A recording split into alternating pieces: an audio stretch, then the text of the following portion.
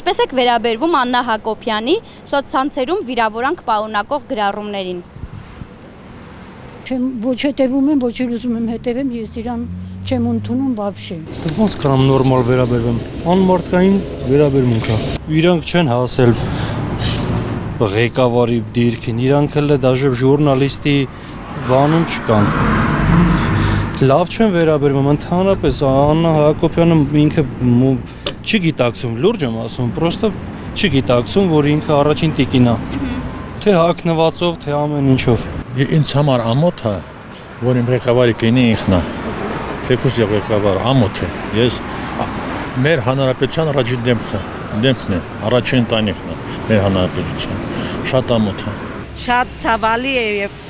եթե ասենք բաներ ասված է, քեշ բաներ ասված է իրեն մասին։ Ցավալի է։ Եթե այս ազգը 7 տարի դիմացավ սրան, այդպես էլ պետք է լիներ։ Ով է դուս եկե փողոց, ոչ մեկը։ Ուսանողությունը դուս եկե փողոց, չէ։ Եթե մտածում են, որ ինչ-որ ընտրություններով կարան հաղթեն, սուտ է դա, չի լինի։ Ամեն ինչ կանեն, որ ընտրություններով սրանք հաղթեն։ Դա բնական է։ Հարցը դրված է, հայկական հարցը փակել, ընդհանրապես փակել։ Հազարամյակներով այդ հարցը դրված էր։ Ասենց վարիանտ իրանք երբեք չեն ունեցել։ Երբեք հազարամյակներով այդպես վարիանտ չեն ունեցել։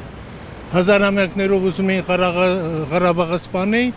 չստացվեց, բայց հիմա ստացվեց։ Ուրեմն կստացվի Հայաստանն էլ վերացնել։ Գլուխը քարն է տալիս։ Հիմա անդաստիրակ աղջիկա։ Չգիտեմ։ Աղջիկ ջան, դրանք բոլորը թաքնված սրիկաներ են, թաքնված։ Նրանք նախքին սրիկաներ, սրանք էլ նոր թաքնված։ 50 տարի հետո մենք իմանանք, թե ով են սրանք։ Շատ վատ ոնց ինքը երկրի ղեկավարի ընկերուհին է, կամ ոչ չգիտեմ այնտեղ։ Նա իրավունք չունի, բարոյական իրավունք չունի տենց արտահայտություններ գրել, ոչ ինքը, ոչ իր ամուսինը։ Ես ինչ ուզում եմ եկեղեցին միակ բանն է, որ մեր հայերին միասին չէ համախմբում է։ Ոնց կարելի է եկեղեցուն։ Այդ ինչա գնացել են այդ սրբազանի մոտ մոմենտ պահել, որ գիտեն ումա դոմփում։ Բայց չեն ամաչում այ մարդ։ Այսօր էլ կարդում եմ գրելա, որ դոմփելու հարցում ճիշտ է բանը, բայց մնացած հարցերում կոնսենսուս, ոչ մի կոնսենսուս էլ չկա։